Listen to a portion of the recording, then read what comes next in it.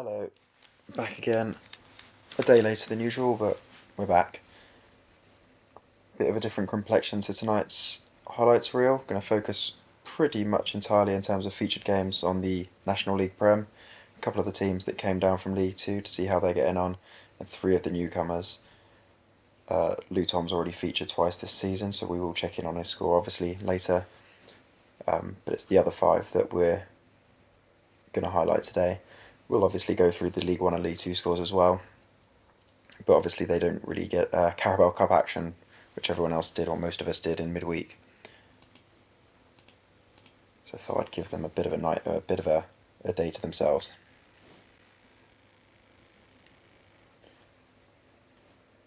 In theory, you'd sort of expect, well, all 6 to dominate in the league. It's largely been the case, and I think it will probably end up like that, but there have been a couple of shocks in amongst all the games so far. Twice to Liam, who seems to be kicking off today's games. See, he's just hovering outside the playoffs with 3 wins and 2 losses. Both those losses coming against non-drafted teams. Potentially transfer news to follow for Liam's side, actually. That will come following the upload of today's games. Rumours of a former Man United icon, I wouldn't go as far as legend, icon, coming to join Amarim's ranks. Either way, he'll be glad to see Veron and Carrick in the middle rather than Paddy McNair.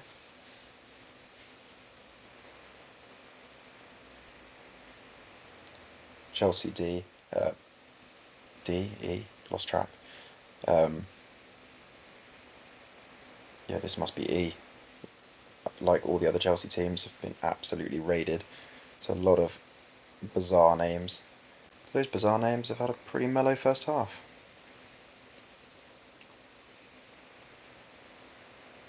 Yeah, it will be E because it's in the introduction of Renato Vega, who only joined the database this summer. A rare switch up of formation as well. Amarim doing in the game what he will not do in real life.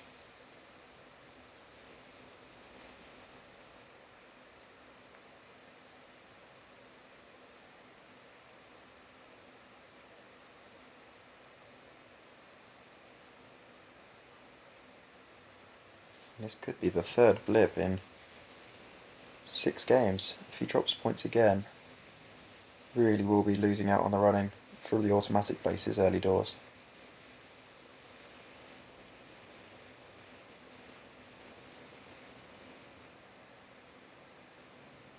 Will that be the last time we see Thomas Gravison as he slumps off with a very abject 0-0?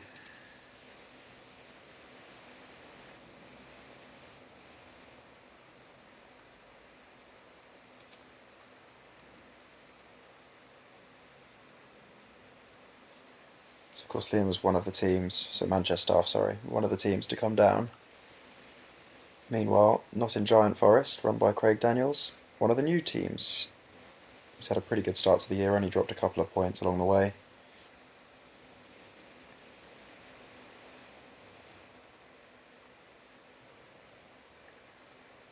But he is facing one of the teams that are disrupting the drafters at the top of the table at the moment.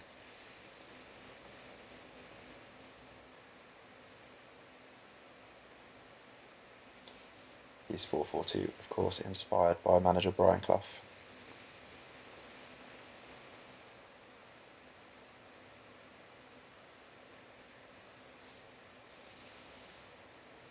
Despite being late to the game, in relative terms, all the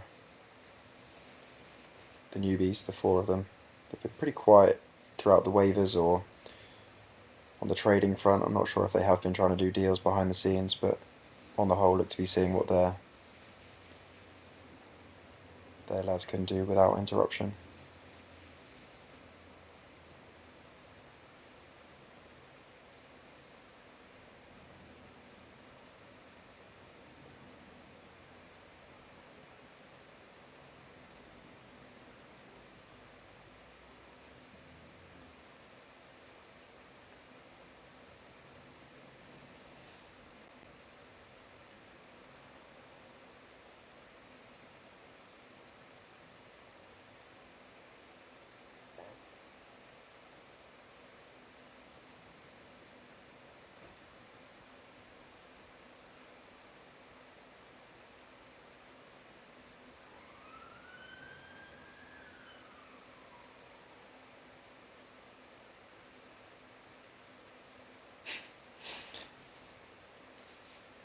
You'd love to see it.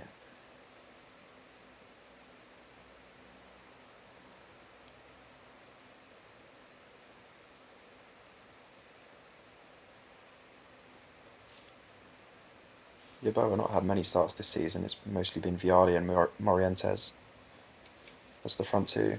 He's got pretty decent strength and depth across those striker positions.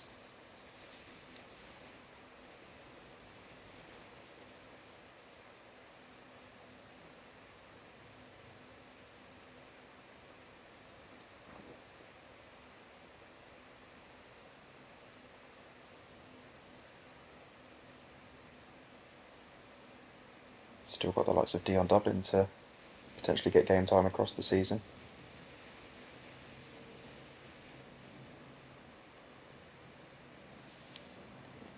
And while this hasn't been straightforward for Craig either, it only seems to be Liam's Manchestaff team that are struggling to get over the line against these add-on pyramid sides.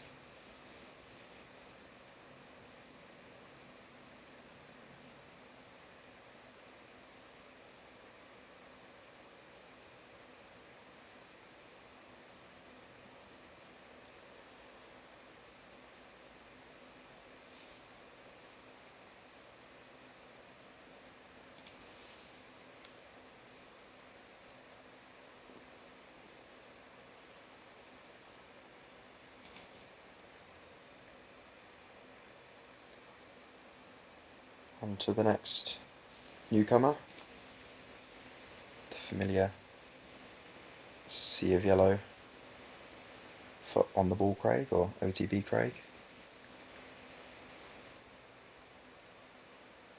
Bournemouth B, another team to have benefited from a few new entries to the database. You see Evan Nielsen up top, but Craig's only one of two, alongside the other team that got relegated last year, Marshyside, to still have a complete 100% win record. So the newcomers can make it an impact, definitely. I mean, any team with Carlton Palmer in it can make an impact.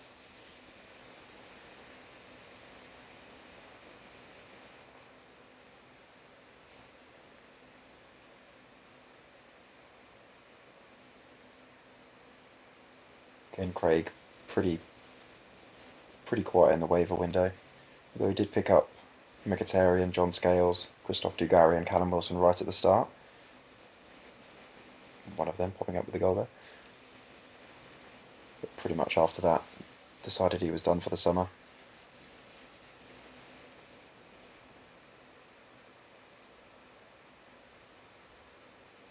To be fair, choice vindicated based on the form so far.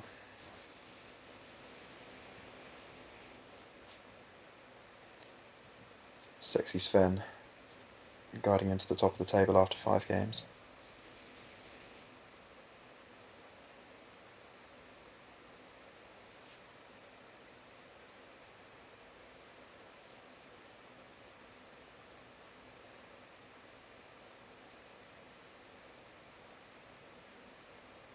Dugarry ran absolutely rampant in the Premier League for Birmingham last year. So anyone keeping an eye on those stats might have been tempted by him over the summer draft.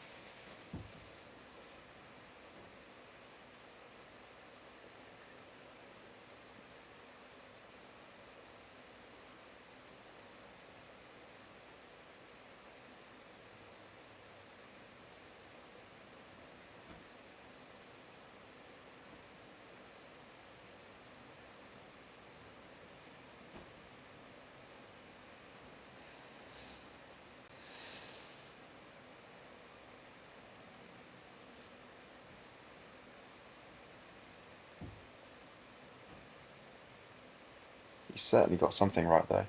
By far the most comfortable of the 3 we've seen so far, and arguably the most comfortable of the 5 so far this season as well.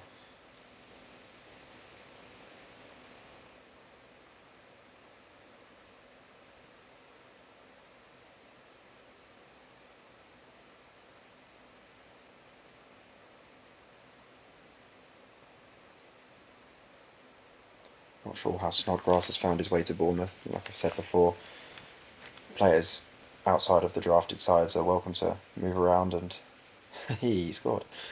So there have been quite a few signings, especially as we are now only one day away from the end of the transfer window. I think I saw Christensen at right back as well. He'll have been signed at some point. Mara from Southampton, another one.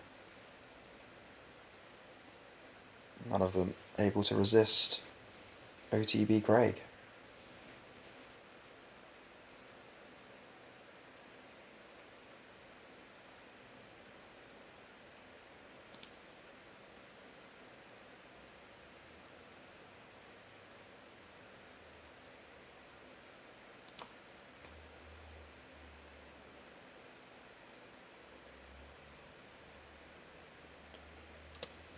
Much grander sight of Anfield.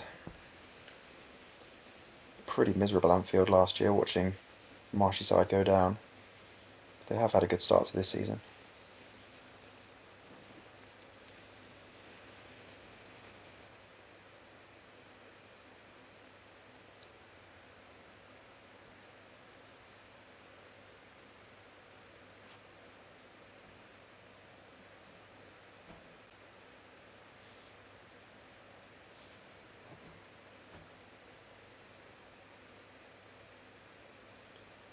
Like I say, we are only a day away now from the transfer window closing, and teams can still do deals with each other until Monday night. But the waiver window has closed now. Marshy did dabble in that. Picked up Kudachini, Xerxes, Soyuncu, Johnny Otto, Billy Gilmore, and Dean Henderson. Not sure how many of those are starting today, but more about strength and depth, I think.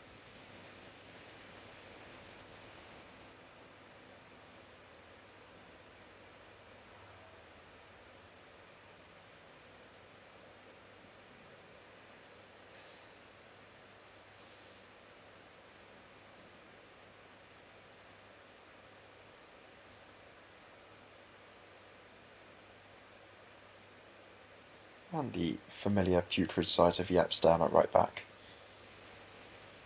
The stuff of Marshy's nightmares.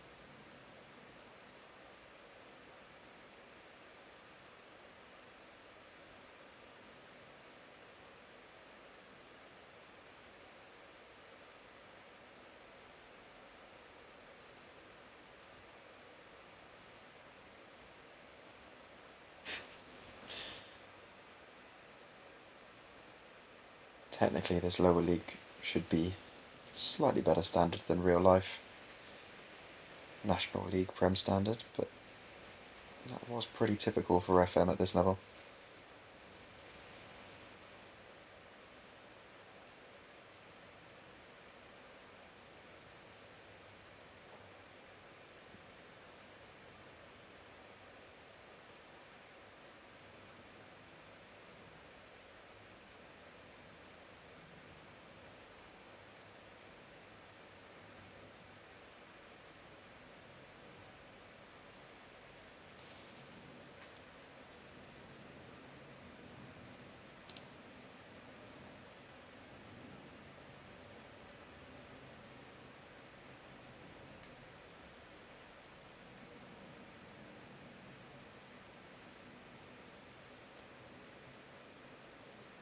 It's only really Craig's boys in yellow that haven't made a bit of a dog's dinner of today's games.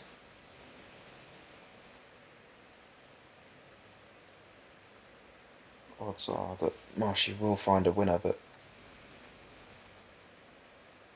Southampton D would be one of the weaker sides down here.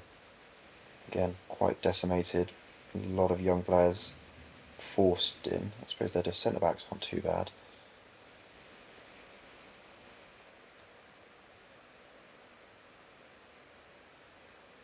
No idea who their keeper is.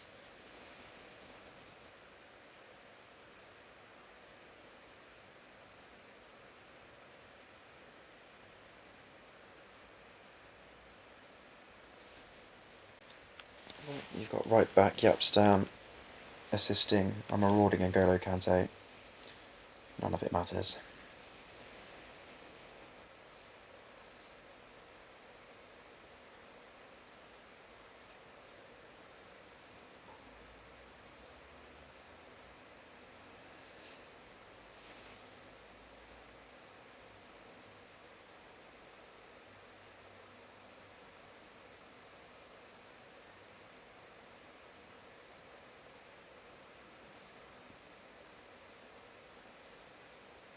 Of course, Marsh did change his manager in the summer, launching Mancini out from a top floor window and bringing in Mourinho, who, to be fair, has been very Jose-like, effective, picking up points, not overly glamorous at times, getting the job done, he says.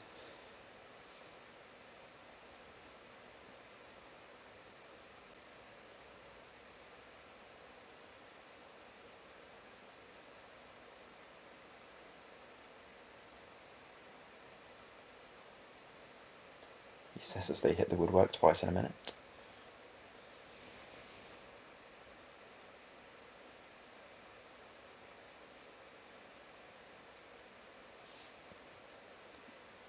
Again, harder than it needed to be, but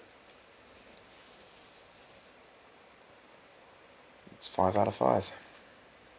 Wins for Marshy, I mean.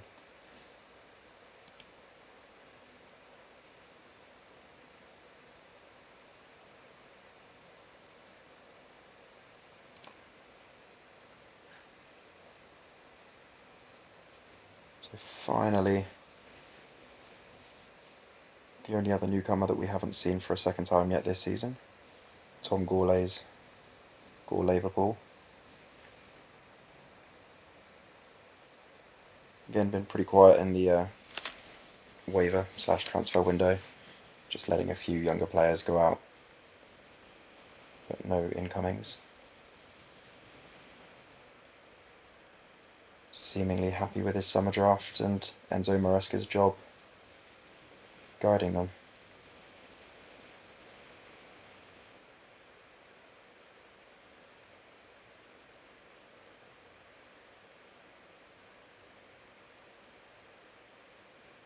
That Wolves C team seems to have a bit more about them. Again, helps that Strand Larsen's only just joined the database, so started at the bottom. But Agbadou the same, Andre the same. There's some quality in there.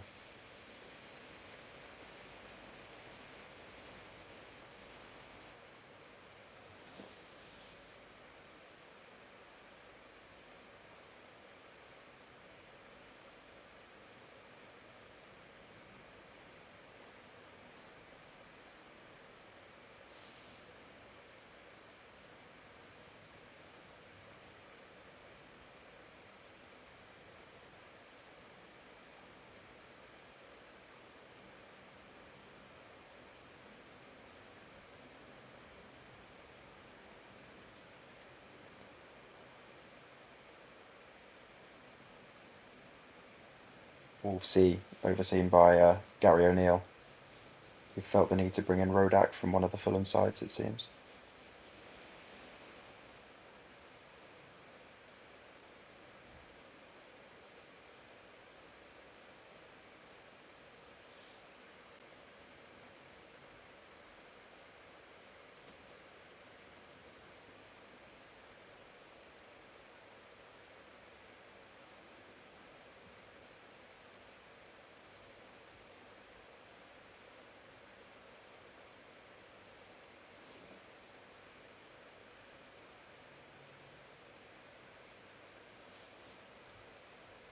So yeah, after this we'll bounce up to League One, see how the 4 guys up there are doing. into League 2 where most of us still sit, and then we'll do a final check-in on Lou Tom as well today before having a quick look at the league tables. There are a couple of signings definitely to announce later this evening, and I dare say a couple more tomorrow on deadline day.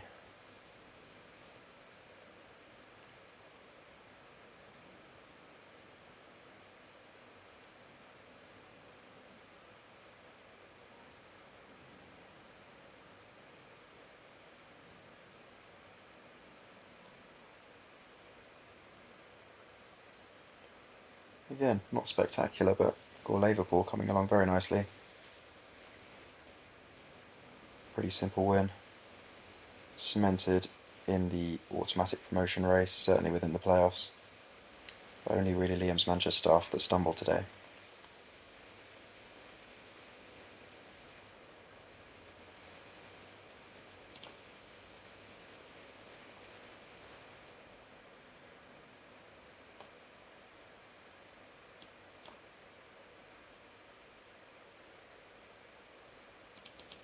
So up to League 1, and another 3-0 win. I'm pretty sure Ellister are winning 3-0 pretty much every time. A couple of goals for Ivan Toney, who hasn't really featured yet this season. It seems to be Phil Foden the only person keeping that space up front. And then it's either Toney or Cantona rotating the other striker spot.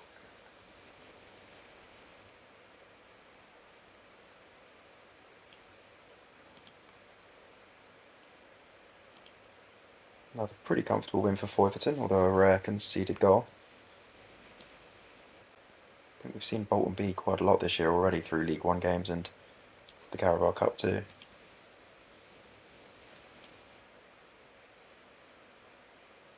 Another two-man strike force. Serving someone well.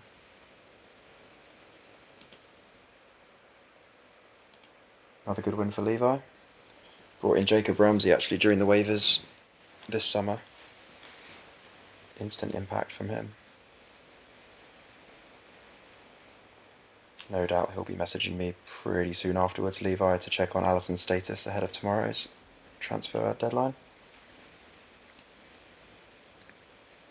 If not, you can always pick up Carl Darlow or Rob Elliott in January. And finally, Thomarse again dropped points. It's the third draw in a row.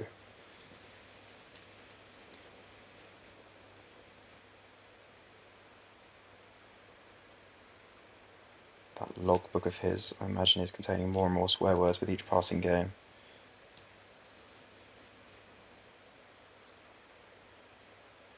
Not fantastic stats either. Down to League 2. Good win for Ned. Struggled away a couple of times this season, but you'd hope to beat the non-drafter sides. Ozil doing the business. Poor Barnsley look to be sort of the whipping boys of our league. Really good draw away from home for Harry. He's had a much better start to this season than last. Held off the inevitable Cheshampton barrage. Nice first glimpse of George Weir this season as well.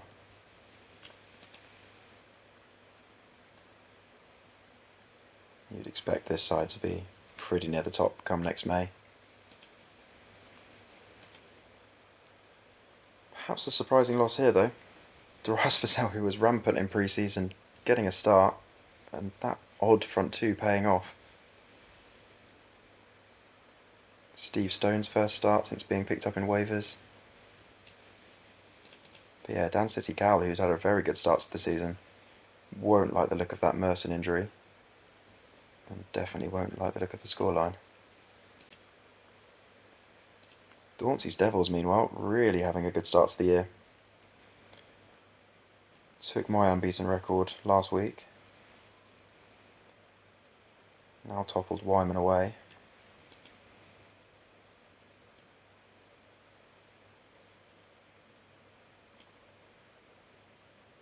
Zlatan could be an immense pickup from the summer. Danielsea and the Chelsea derby. Send Chelsea E, hold their own. Chelsea D not so much. Brian Ruiz, another canny capture over the summer. Starting ahead of Harry Kane again, not for the first time. I mean, if he's scoring a brace each time, that's also not a problem. On to Alex's Leeds UniTodd. Again, you'd expect to win these games. Seems like he did some damage in quite a violent game as well. 2 injuries, 5 yellow cards. 4 lands goal the difference.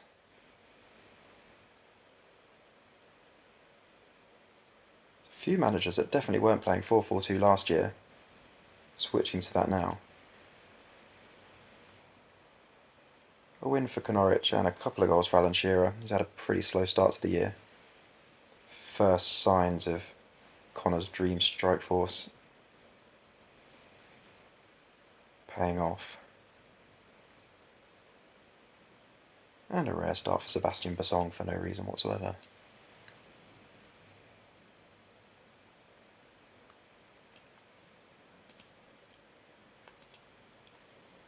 I've come to decision time with one of my goal scorers.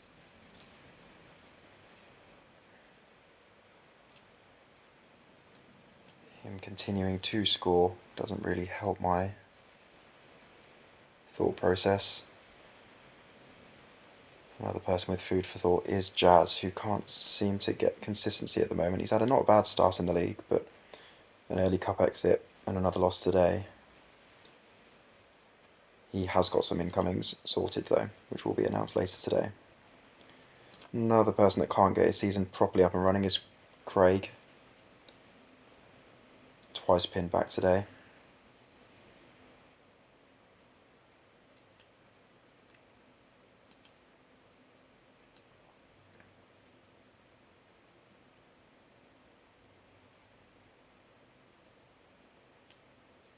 However, a first glimpse of Gerrard and Tonali as the centre midfield pairing will please him.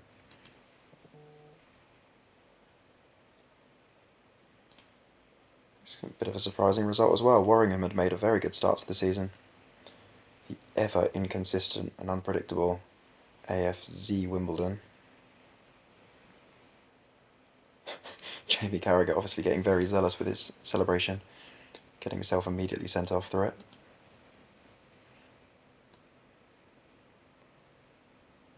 Bit of a horror show from Mascherano in the middle meanwhile.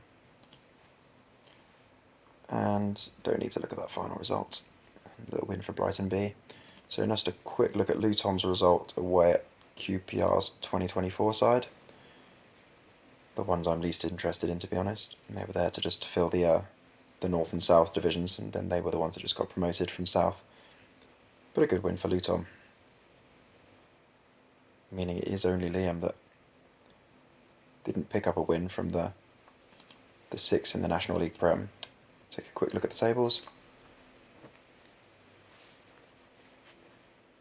And the top 3 look as you'd expect. 4th place, not so much though. I was very much expecting to see Thomarse rather than Tottenham. And I'm sure that will be the case later in the year, but 2 draws and a loss out of 5 games, while the others have picked up 5 out of 5. Not an ideal start. Pretty decent start for me though. Recovered from my setback last week. The likes of Tom Dauncey's got a game in hand. Lawrence has got 2 games in hand, having had a really good start. There are only 4 teams left not to have been beaten. Lawrence's White Hart Chamberlain, Tom Dauncey's Devils, Ziggy, who picked up a great away win today, and also Cheshampton, who seems to just be struggling with a few draws rather than wins, but you'd think would still be up there come spring next year. Finally, again, top 5 as you'd expect. Then just that little gap to the team not quite living up with the pace. 6 from 6, not 5 from 5. The season's already getting away from me. So yep, that was the National League Prem focus today. Back to a bit more of a consistent eking out of games from moving from now. We've caught up with the date, as you'll see. It's the 31st. We've actually caught up. From now on, it will just be a couple of sessions per week in line with the real world calendar, basically. So I'll see you soon.